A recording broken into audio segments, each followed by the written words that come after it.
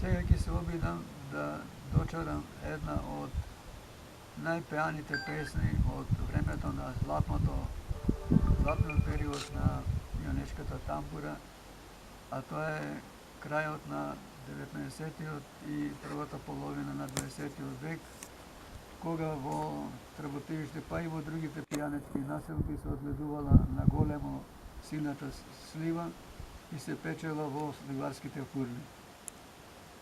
За собирање на сливите доаѓале сливарки од малешевските села, а за секој 5 сливарки, 3 до 5 сливарки се одредувал еден тресач на сливите кој требало да тресе, а другите да собираат.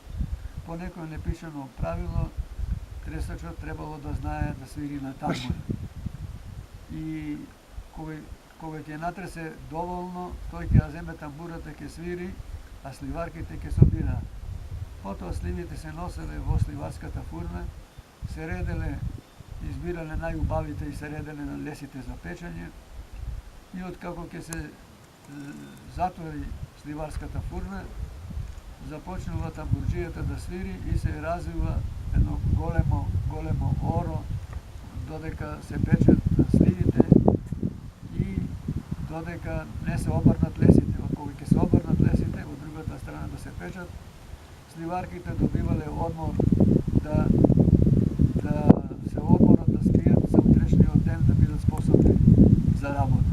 Но можеме да кажеме дека предимство имале турците при играњето со православните девојки сливарки.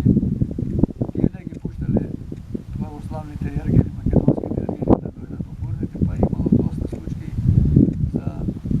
за овие пригоди.